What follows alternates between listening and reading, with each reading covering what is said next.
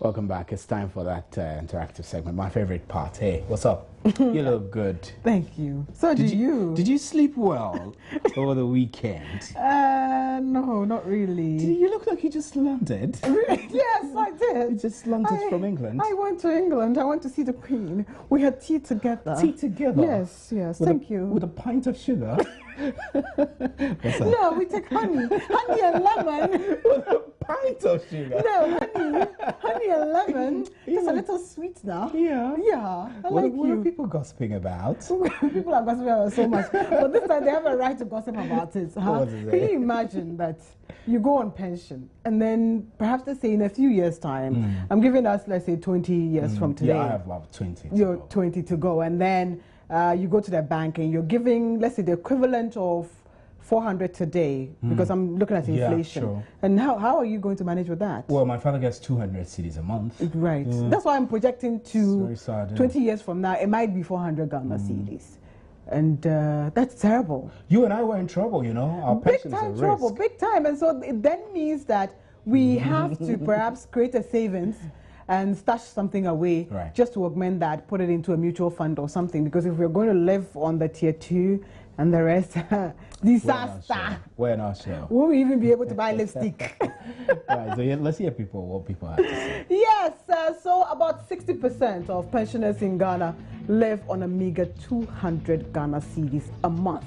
And this is according to HelpAge Ghana. So let's do the math. Kindly divide 200 by 30 days and you'll find out that our retired old folks are entitled to 6 cedis and some 70 pesos a day. Wow! Sadly, that amount cannot even buy their medicines. And this is our discussion for today. And guess what? He is back. I'm sure you're asking who? Yeah, that's all I can say. My name is Barima Osei Asare, and I'll be right back.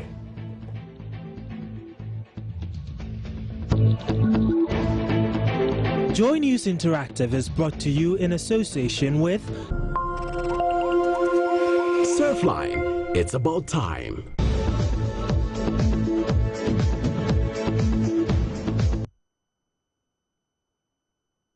Surfline proudly supports JN Interactive, and the show is all about you. I cannot do it alone.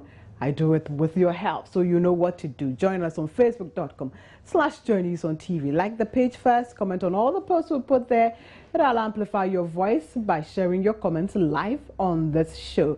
You can send us your tweet at joynews-on-TV, at JN Interactive GH, or to me at MN Ture. 3 Twitter handles ready to retweet your thoughts and share what you're sharing. Also, you can send us email joynewsim@multitvworld.com, and our WhatsApp number remains 0540109009.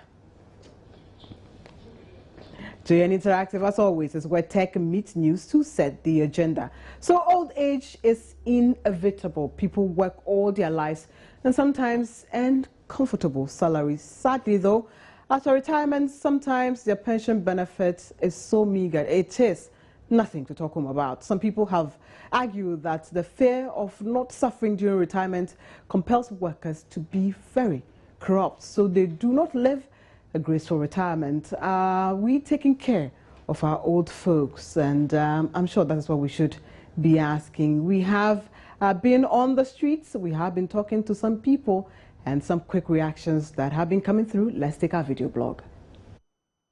A friend of mine who left earlier before me, he has been complaining always that since then he has not received his pension, this in Social Security Fund. And I was telling him that I don't think it will happen to me. But then he was stopped on the way. But I was paid up to August. And when I go to the time I have to collect, I apply, and in 3 months they pay me through my accounts. And subsequently they have been paying the monthly pension into my account. They pay according to your earning, your salary. The 200 is for the lowest group. It's too meager. Well, those who are paying those money should also know that they will one day go on retirement and they'll be in the same situation. if I have a dad, and then my dad has worked for the country for a long time, and then he's now gone on pension or he has retired, and he's been paid 200 cedis. Even me alone, the money he's supposed to give to me for even a week or so is not even up to. Because even when I'm right now in the tertiary, and then he's feeding me on that 200, even my fees and loan is not even up to that money, which is more than that. So it's not fair at all. I think, no, they deserve it because they've worked hard, and if it were to be my father or my parent, I would like it. So it's good. Some of my mates who went on retirement last year, they kept on going up and down to Senate. Kept on, some of them, before they were able to receive their salary or their accumulated monies from Senate, it took them more than 6 months. They will complain that they have submitted their forms to them, and the Senate will tell them your forms have got missing and you have to come and refill another forms, another distance. So at times it keeps long. But the promises they have been giving us, you have to start processing your documents 3 months to the time.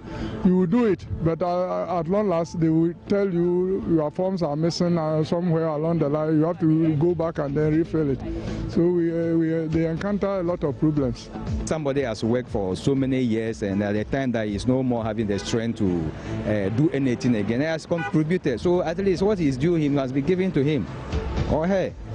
That's exactly what they should do, because most of the time what I even notice is that people who are old find it difficult to go to their banks and collect their money, and sometimes they find it difficult to go through the system, and it's difficult. It's very difficult. Well, to me, I feel the best thing that the government should do is to make sure that the people are well paid, and the system should be well monitored.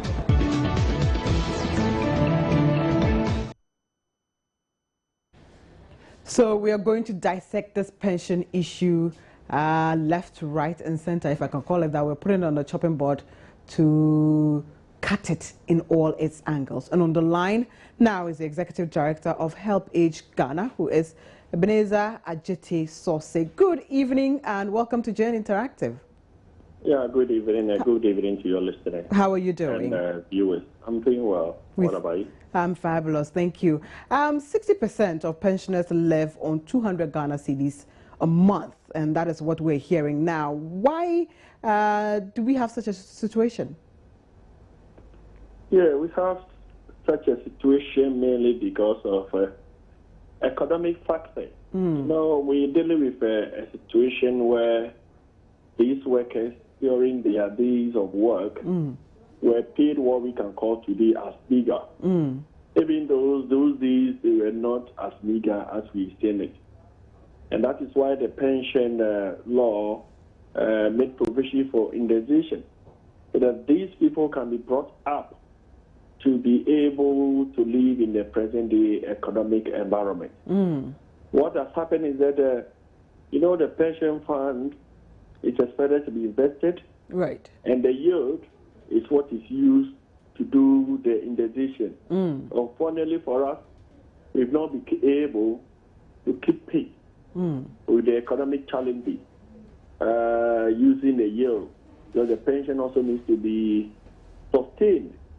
So this is the issue. It is a defined pension, and every year after indexation, a minimum is guaranteed based on negotiation, based on calculation, and this year it is 200.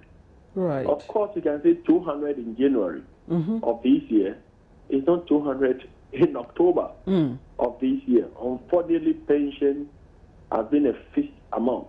Unfortunately, pension fixing in terms of amount is not like salaries where we have tripartite committees and negotiations with the people who are going to receive it. It is just fixed for them. So this is it. Unfortunately, majority, over 60% of pensioners falls within this minimum bracket of 200 cedis. Right. 200 Ghana cedis. And then it would be right to say that perhaps at the time of negotiating our salaries, we should consider our pensions before doing so. The issue is that even if pension and economic development, economic growth, move hand in hand. If the economy is not good, and money is eroded so fast. These are some of the challenges we have. You know, so it is more of an economic issue. For now, you can say if you look at the pension you're being paid, you may think that, oh yes, you're going to earn something substantial. But don't forget that you're going to retire maybe 20, 30 years from today. And the situation will not be the same. So this is the situation. So that is why the issue of indexation comes in. Unfortunately, let's face it, our economy has not been that robust, has not been that stable to actually keep value of money. And so that is the issue. Tying all of this into our economy, what is Ghana not doing right as a country? It will be very difficult. I want to just restrict myself to pension rather than go into economic growth and economic. But the issue is that we have suffered some inflationary pressures over time, which has eroded money. That is the number one thing. The other issue has to do with the fact that the more people who contribute, the more vibrant the funds become. So the fact that we're not able to enroll as many people as available onto the pension scheme also affected adversely the yield. Take it, for example, if you buy in treasury bills, the more amount you use in buying the treasury bills, the higher the yield. If you look at it on the surface, that is what has happened. Unfortunately, over the years, we've not been able to rope in the many people who should have been contributing to pension. And that has been the issue. Of course, going economic again, the employment avenues have not been able to expand as fast as possible. So we have a lot of unemployment in the system. And those who are unemployed, of course, may not be in a position to contribute. But so it is multifaceted type of thing which affects the amount that is paid to pensioners after indexation. Before you go, though, what can we do to help these people? The fact is that government needs to intervene. Government needs to intervene. That is the first thing. Government needs to intervene. You know, unlike the 3-tier pension, the pension we used to have is a contributory type of pension managed by Senate. It has gone through a lot of changes, and I think it is time government intervenes. Let's face fact, the economy is not that good, irrespective of whatever we believe. Look at the depreciation of the city. All these things affect the purchasing power. Look at our reliance on import, which results in we even importing inflation into this country. All of these indicators have affected people who earn fixed amounts. So government needs to intervene. It is as simple as that. Government needs to intervene. Secondly, we need to encourage it to enhance its capacity to rope in more people, so that more money will be available for investment, which will also, all things being equal, positively affect the yield, so that indexation will be adequately done. Then the other bit has to do with we, the individual. Many people who fall within the minimum bracket are also people who more or less have got issues with their pension. Some of them, at the time of retirement, could be, when we were using the old pension, acquired a minimum 240 months. That is a 20 years contribution. Not because they didn't work for 20 years, but sometimes there are breaks. And when they move to the next employment, they are not. They did not follow up. To carry forward. To carry forward. So at the end of the day, you may work for 30 years. And when you are retiring, you need to tell you've contributed for 15 years. And what that means is that you're going to earn reduced pension. You fall within the bracket, and so you need to have a minimum pension. Meanwhile, your money may be there in different names, different accounts, You know, so there is an individual responsibility there, ensuring that your contributions are being credited to the right account, making sure that your employers are paying your contribution, not just deducting it.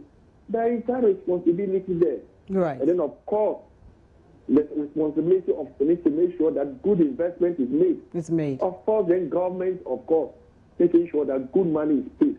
There's one factor we're taking for granted, even in our new pension, and that is the issue of the fact that we are aging and living longer. Right. And, you know, if you look at the old pension, the assumption was that by age 72, all things equal, you as a pensioner will be gone. Right. But the fact is that we have more pensioners who are collecting money into very, very ripe age. And that is an issue we need to look at. And that is where sometimes people cannot just dish out their money. Right. Because it is guaranteed that until you die, you should be paid. Given your pension. Government needs to intervene. Okay. Mr. Ebenezer Ajate Sosei, Executive Director, HelpAge Ghana, thank you for the enlightenment on this show today. Also joining us on the telephone line is Patience Akwa Harrison, and she's actually a retired teacher. And hello, good evening. Hello, good evening. Welcome to JN Interactive. Thank you. I understand that you received a fixed pension benefit for several years. Can you share a bit of your story with us? Yes, I went on pension after teaching for 33 years in the Ghana Education Service. Right. And I went on voluntary pension, but I wasn't really yet 60. Right. But I went on pension as a graduate teacher with a master's degree. And then they were paying me some ridiculous pension, and I didn't understand. Less than 200 cedis a month. Right. So one day I just sat down and said, no, something must be wrong somewhere. So I carried all my certificates and pension card and everything, and I went to the pension office, accountant general. Fortunately, as I entered, I met a guy who just called me and said, Auntie, what's your problem here? I said, oh, you work here? I didn't even know him, but apparently he knew me. Right. So you work here? I said, yes, what's your problem? I said, well, I'm just coming to inquire.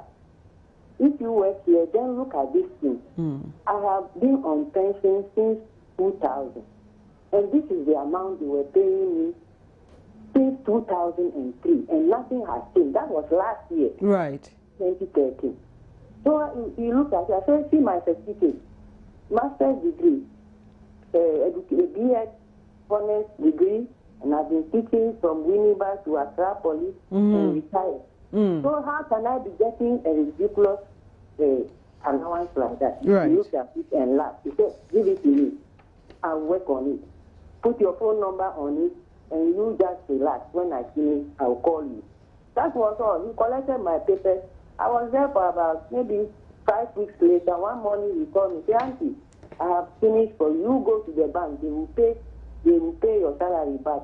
The arrears, wait for another 2 weeks. You come. So within 2 weeks he called me again that he finished with the arrears. So you can go and check. And I checked and it was all paid. That was last week, July. Right. So I just went back and thanked him. I think I'm just one of the lucky ones. Just to meet somebody who was willing to help me. And I sat down at home, gave him all the papers, and he did it. And so that is supposed to say that if you hadn't followed up yourself, you still have been earning that amount of money. I will still be earning that kind of money. And it's not, maybe somebody will know that this is not the amount this person should be earning, but he will still be giving it to you. But did you know that throughout all the years, when you were moving around from school to school, did you know that once you had left one school, you were supposed to perhaps chase up on the other so that they can... But did you do that? I was always checking. Okay. Yeah, we were on top 30, but when they mixed the thing up with Smith and all, we went back to Smith to check. Right. And then somehow along the line, they put your name on Smith because where you are working now, they say through Smith, no more top 30. So I just wanted to ascertain so that we know that it wasn't negligence on your part one way or the other. You had constantly been monitoring, but it's just that along the way something was missed. Yes. Wow. So I just looked at it and thought something was going wrong somewhere. So that was what I did and followed up. So it then goes to show that it is not right for our grandparents to actually, be chasing their pensions themselves when they have worked for this country for so long. Yes. Luckily, I am still strong and I can walk around. I see there was an older person. failing somewhere, you cannot work. How could he have worked in the pension office? And if you are not lucky enough to meet somebody who is prepared to take your phone number and just sit down home and he will do it for you. Right. Then you be going up and down. Up and down. Wow. Yeah. Madam Patience Akwa Harris, we thank you so much for your time on JN Interactive. You're welcome. We'll go for a quick break. Please don't go away. When we come back, I have more for you.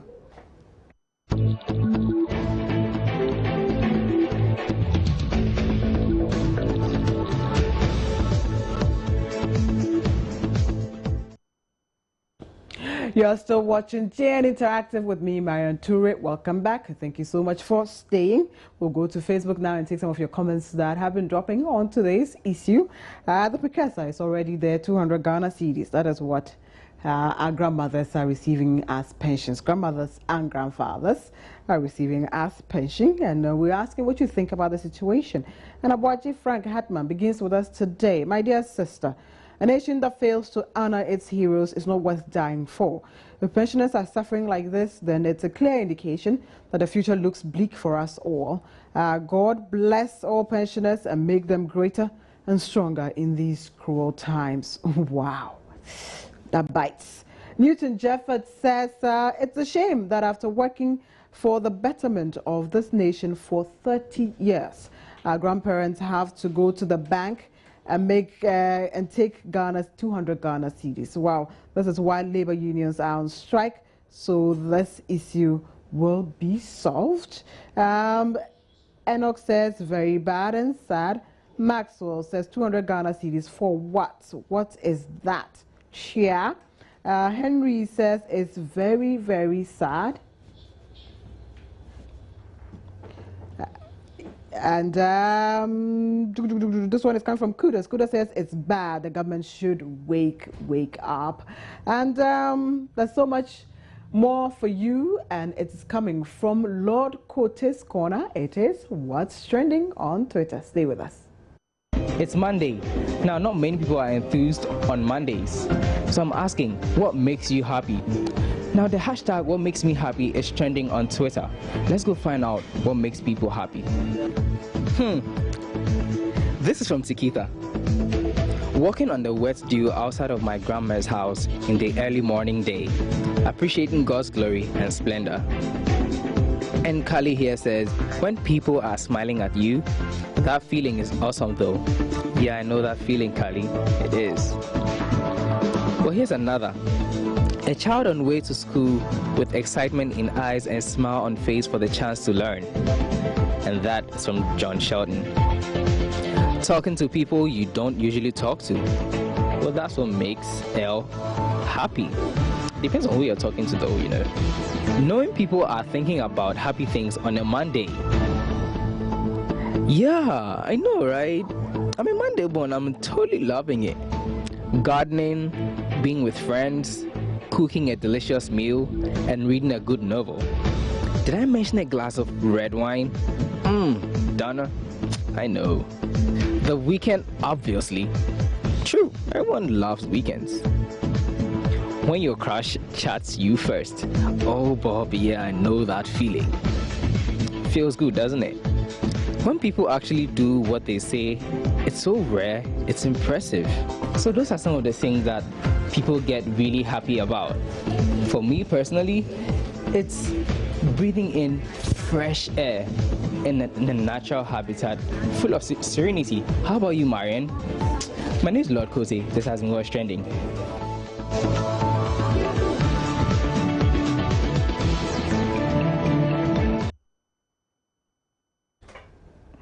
Fantastic there, and we'll take our picture of the day. It's innovative. I'm sure you haven't seen this, but if you have, still laugh.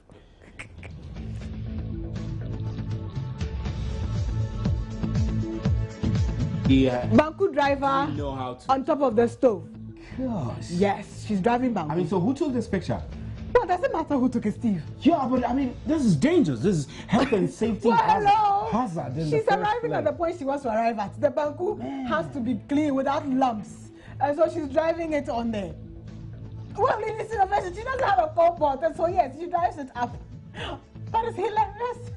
This is amazing. This is creative. Don't try this at home. Don't try this at all. I will try one of these days. I'm sure my 11-year-old son will kick me off from the kitchen. Anyway. So it's a wrap on today's show. Very interesting. My name is Stephen Enti. My name, as always, is Marian Ture. Enjoy the rest of our programs. We'll catch you again soon. Good evening. Good evening. Joy News Interactive was brought to you in association with Surfline, it's about time.